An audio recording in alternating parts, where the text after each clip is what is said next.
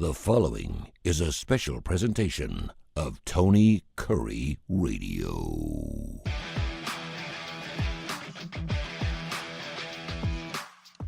Welcome back to another Keefer and Kurre. He is Kip Keefer. I am Tony Kurre. I hate the word middle-aged because we're really not middle-aged. Prime time. Yeah, we're prime time. You know, we're doing this show right around the holidays. And by the way, you just did a fantastic Need to Know. Make sure you check it out on the TKR app. Download that TKR app like 100,000 folks have already done. You can listen to the show whatever you want. Of course, wherever it's available on podcast, we're available there too. Growing up, so Christmas is now a couple days away. The one thing that is very difficult is if you had to buy a gift for that one person that seemed like they had everything, or maybe you're just not paying attention and you just didn't know what to get them. And my go-to gift every single year growing up, whether I was 12 years old or whether I was 42 years old, was music. I always knew what Kip Keefer's favorite band was. I always knew what my sister's favorite band was. I always knew what my friend's musical taste was. And I couldn't go wrong buying, 1984 Van Halen for Christmas. I just made sure they didn't have it. It was good to go. It was $9.99. It was in my range. I was good to go. So imagine my shock and awe when I found out early this morning that the last two Sam Goodies are going to close in the United States. Oh, no. Sam Goody in, I think it's Melton, Oregon, and there's another one in Township, Ohio. Wow.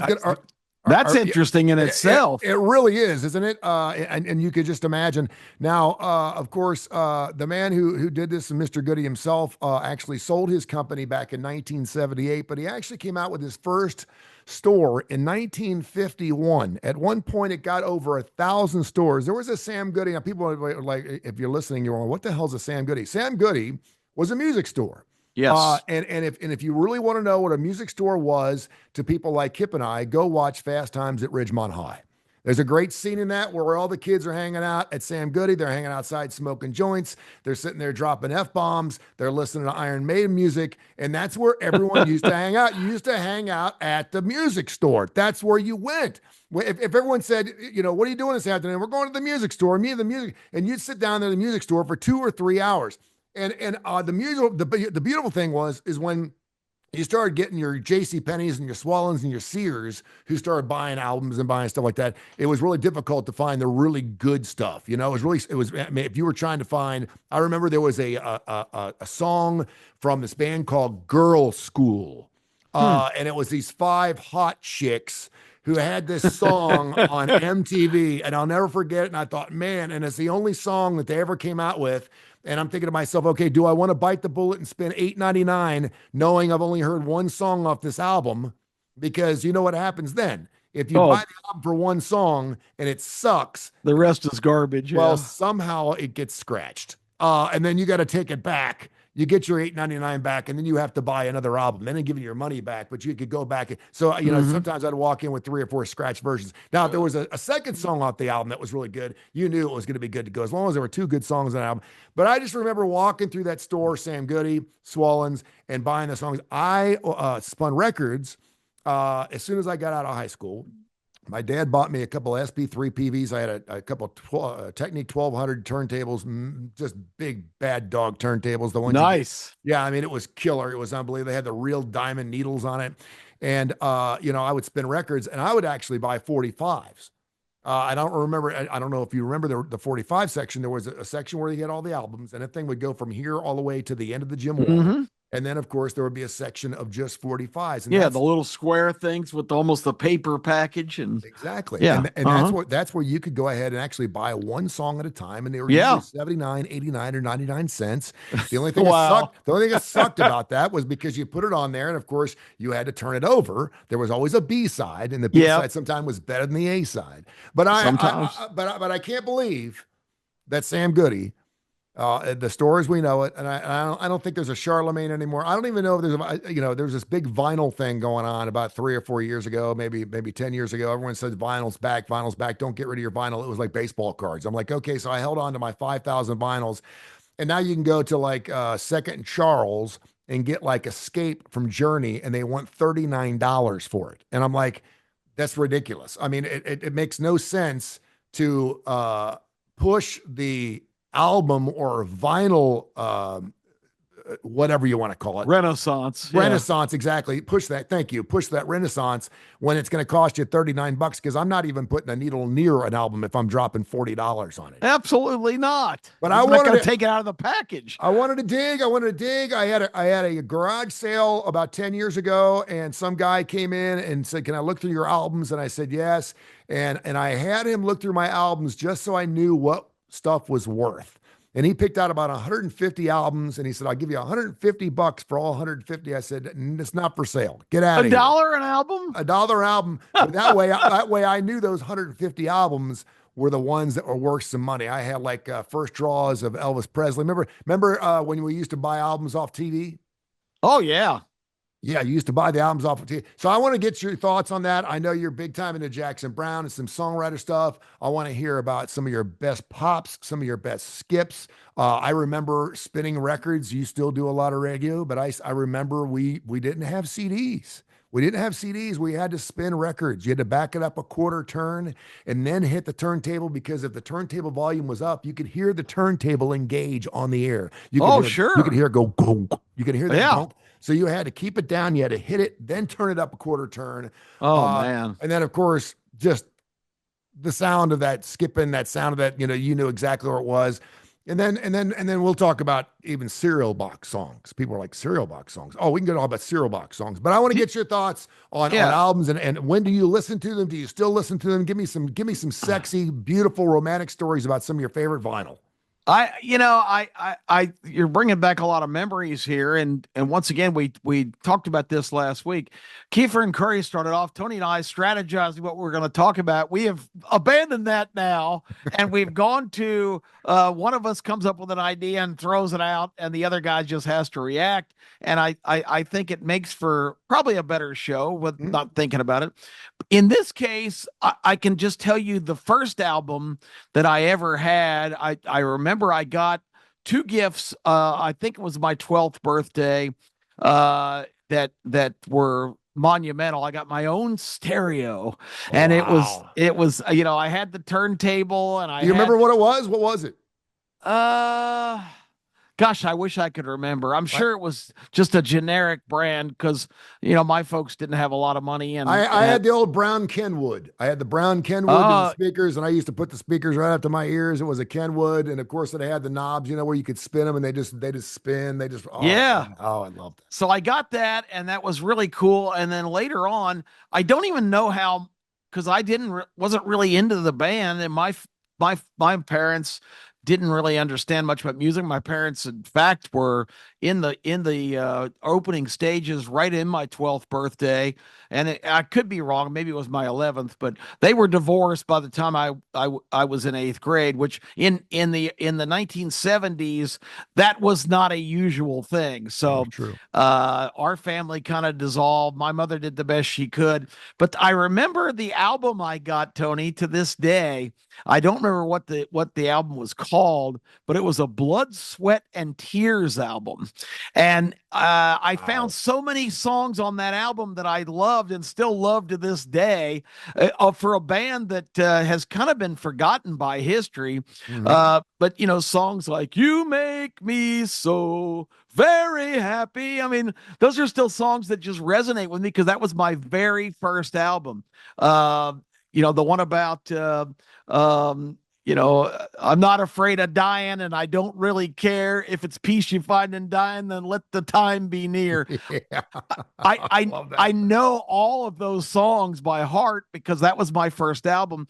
And again, I don't know what motivated my mother to buy that album for me because I don't think I'd ever heard of the band before. I'm sitting here, by the way. I'm sitting here.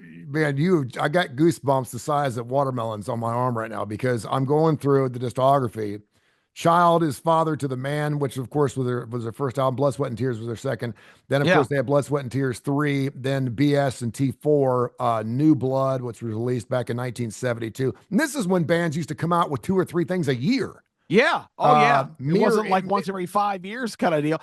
And you know what was great about that band and so many bands in that era? There were so many different instruments used. Oh, I yeah. mean, it wasn't just guys grinding on a guitar. It was horns. It was strings.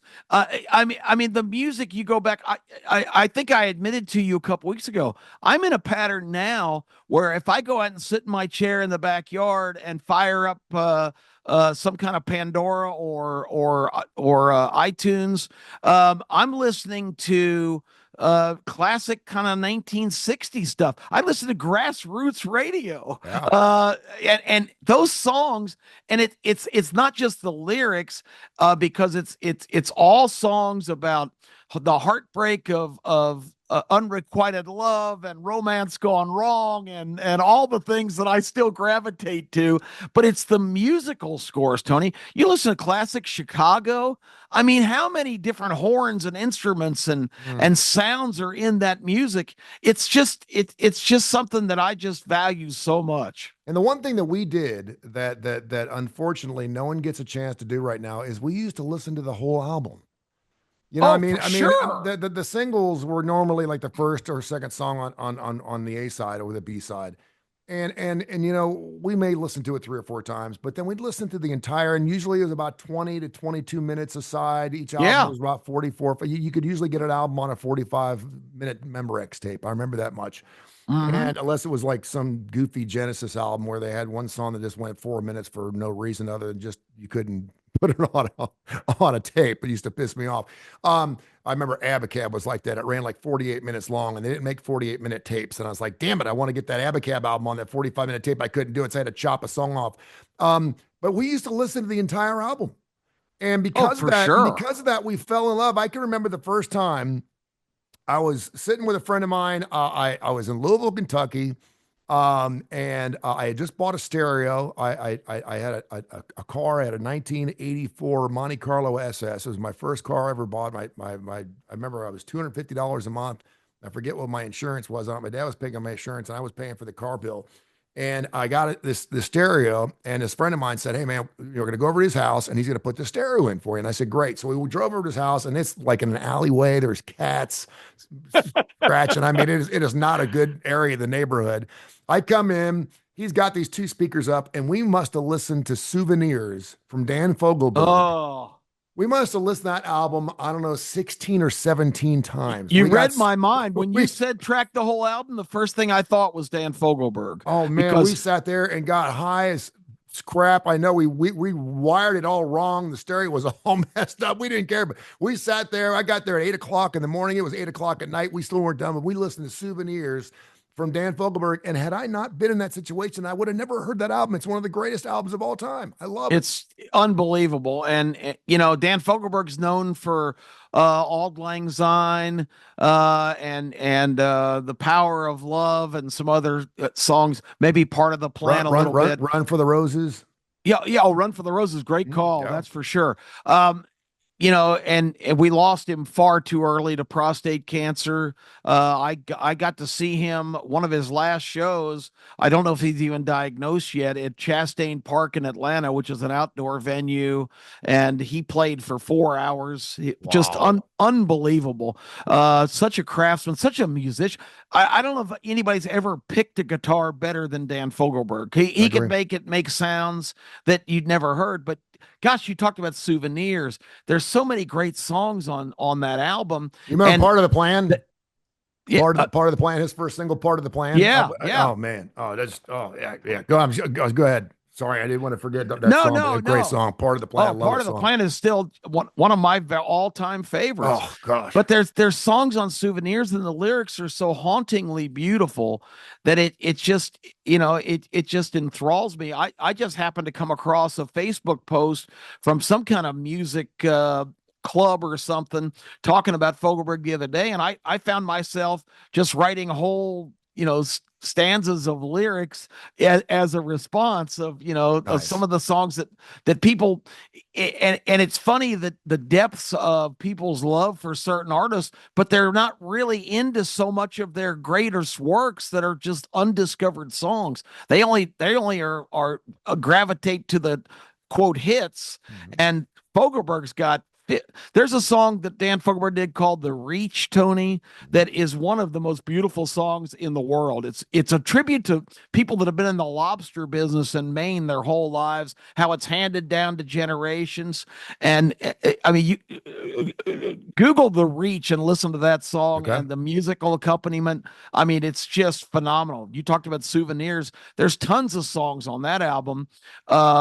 He talks about He was one of and the few guys, Kip. He was one of the few guys that I wanted to hear the songs that weren't the hits. Like yes. when I bought like High Country Snow, man. I mean, and that was one of her, I say it was one of her newer, or The Language of Love. Man, Yeah. I wanted to hear the songs that weren't hits because I knew those are the ones that probably meant the most to him. I knew that he had to write a couple of hits, obviously for the label, but man, some of the songs that were just so fantastic. I The want to go listen song to it again.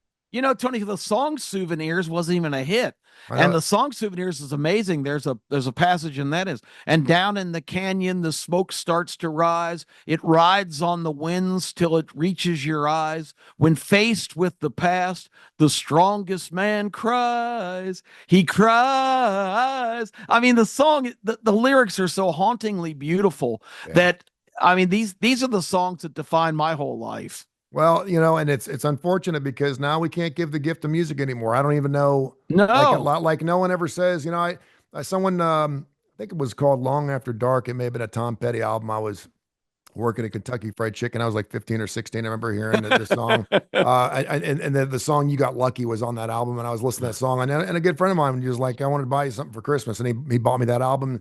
And I remember the first album that I actually got my hands on.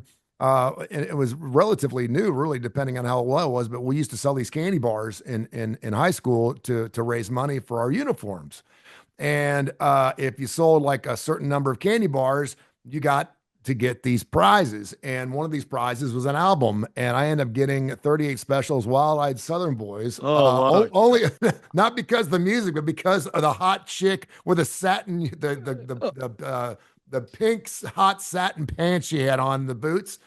And but I can remember getting that album. I thought, oh my gosh, this is fantastic. And then, I think I've told the story a couple of times. My brother actually gave me a Diary of a Madman from Ozzy Osbourne when I think I Oh, was like 16 wow. or 17. And my dad's like, get that crap out of this house. Get that shit out of here. That stuff's not being played on I Kenwood. Get it out of here. And my Oh, brother was like, wow. oh, it's got Flying High Again. It's got some great songs. Like, I don't give a damn. He's like, if you want your son to be cool, he's got to listen to some Ozzy Osbourne in high school. He's got to get away from this Dan Fogelberg stuff. But no, but I mean, I always remember thinking to myself, we were doing a show earlier this morning on K4 Wins, and I always thought to myself, okay, if I was missing a piece, or okay, this person's got 5 things to open, they need one more thing. I always went to the music store. I always went to Sam Goody, and I always picked up an album. I always got an album of one of their favorites because I already already knew what kind of music they liked, or I got a cassette or I got a CD. And in this particular case, no one even knows this stuff anymore. I mean, these artists who, by the way, I think they're about ready to go up to Senator Congress or something. They're boohooing on the old AI thing because people are starting to create their own music and they're using these people's. They're like, Yes. I want a song that sounds like Dan Fogelberg, but has the lyrics of Jackson Brown and blah blah blah, and it just writes a song for you. And in some Yep. cases, it's a damn hit. I mean, it's amazing. And some of these artists are like, well, we don't like that. Um, yeah, I just remember that, and again, still I got that crate of albums, several of them actually, 10 of them, to be honest with you, sitting down in the basement, and I've Amazing. made a coffee table out of them. I used to have a friend of I had a friend of mine that started framing all of his favorite albums, and just hung them on his wall, and I was like, okay, that's cool. I really don't even know it. It's one of those things where I can't let go of it. I cannot let go of it. I don't know what to do with it, and I don't know what my kids are going to do with it when I die. And Yep. that's the thing that sucks. But God rest Sam Goody, man, because I mean Oh, it's one of the few unbelievable. places. That's a stunning. I'm not surprised that it's come to an end. I am shocked at the two locations that are left. I would never have guessed Oregon and Ohio, but that's pretty remarkable stuff. But it's just the end of an era. And you said something really profound a minute ago. If you want to give somebody the gift of music, how do you do it? I mean, you send them like some kind of iTunes link gift to card. iTunes gift card. I That's my guess, son. yeah. Yeah, but I mean, it's just But not the that's so same. impersonal. Gift, that's another, I mean, this is not the subject, but I know gift cards are the easiest thing to give. And the justification is, well, I don't have to put any thought into it. They can get what they want with the gift card I send them. I think that's a sad direction. Yeah, The thing that I love about Christmas, and it's really hard for me to do, but I still do it. I want to go shop and make decisions based on what I have a general idea, but when I go shop, I want the satisfaction and my own gratification of picking out something specifically for somebody and not just giving them some, here you go, here's a couple $100 gift card, go knock yourself out. yeah. That to me is just kind of cheapens the whole thing. No, I agree with you. I really do. And I don't know what it means. I don't know what it says about us. I've talked to my son about, and he's got his playlist, and every song on his playlist, he's got like 300 songs on his playlist, and he knows every single song on his playlist. He could probably tell you what they're ordering. And I'm like, doesn't it ever bother you that you don't get a chance to listen to a different song from Nelly or Flava Flav or whoever the hell he's listening to? Doesn't it bother you that you don't hear any of these offcuts? He's like, no, because I probably wouldn't like those songs. I like these songs, and I got on my favorites. And I said, I realize that. And he goes, man, it must have sucked for you because you had to you had to listen to 6 songs on each side of an album just to listen to. And I mean, I was a music director at a radio station. That was my job. And when the new Yeah, of vinyl, course. when the new vinyl came in, I had to listen to each side and then put a star by the songs I thought were going to be stars, or if there was cussing in it, there was an F bomb, I had to put a little check mark on it so we make sure we didn't play that through FCC regulations.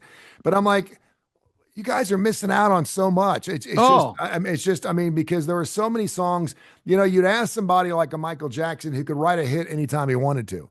But he will tell you there were a lot of songs that he wrote that he knew weren't hits, but were important to him.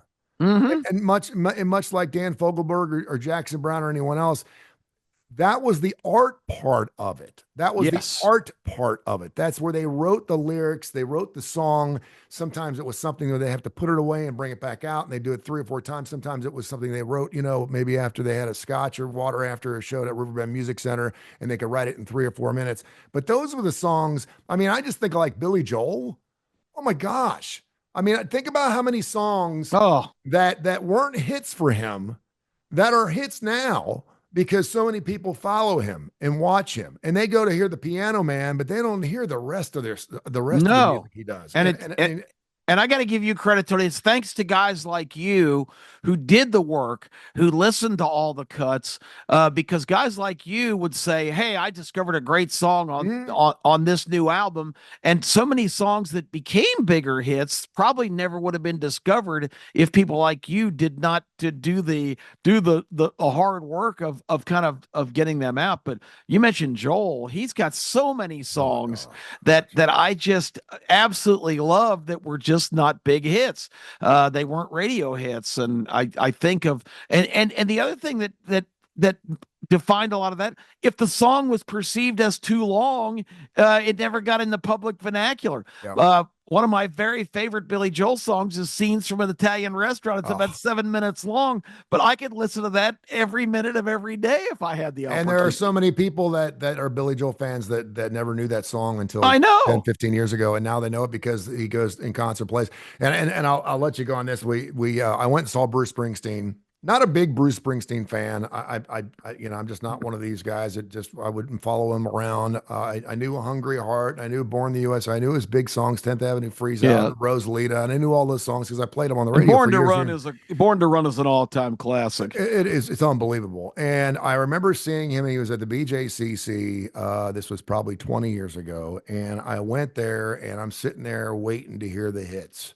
And that was when we had the internet, but you couldn't get on the internet and find out what the playlist was. You had to actually. So I wrote down the songs, and he played for 3 hours, and I knew 3 songs. I've been playing Bruce Springsteen on the radio since I was 12 years old. Wow. He played 3 songs I knew in a 3-hour concert, and it was still one of the best concerts I've ever seen.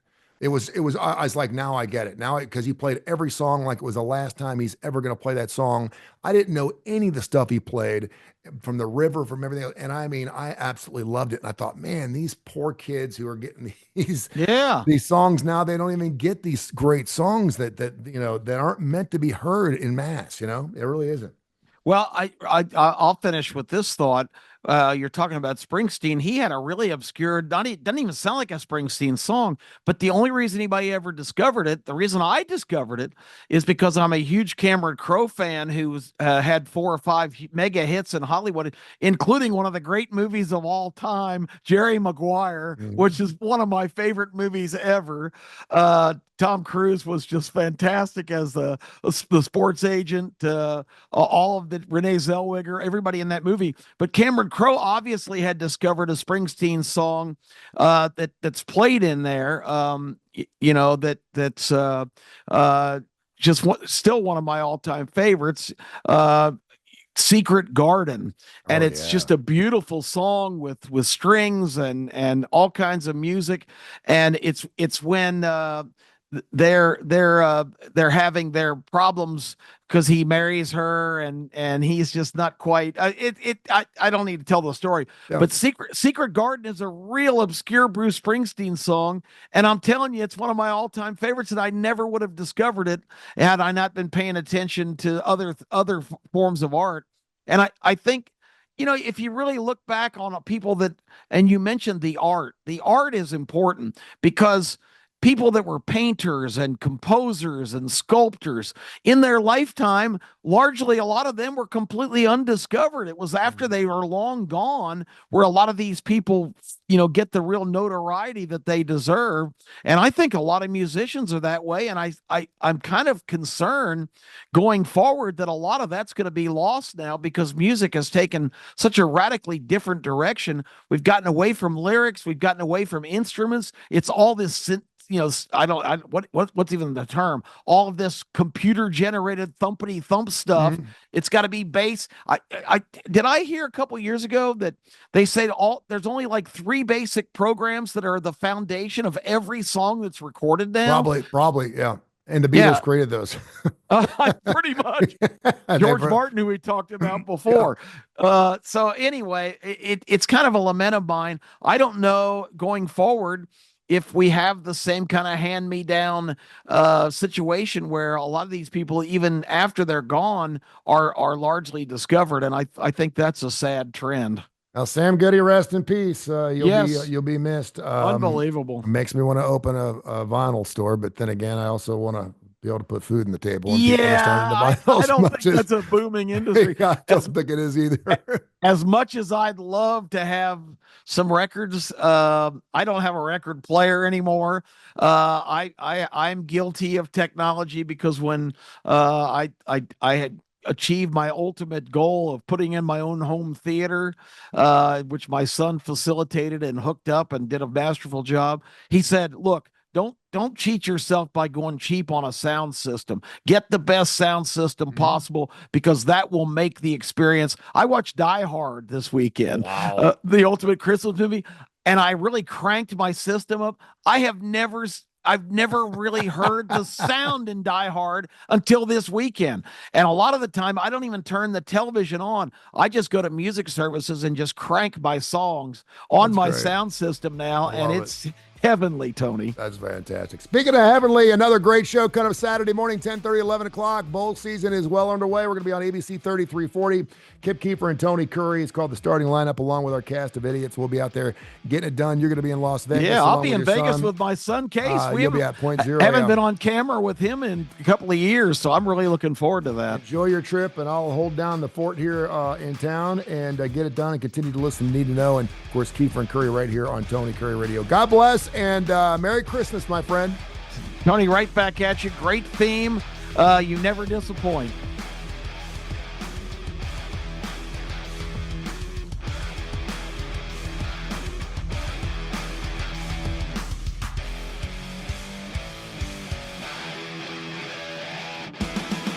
This has been a special presentation of Tony Kurre Radio.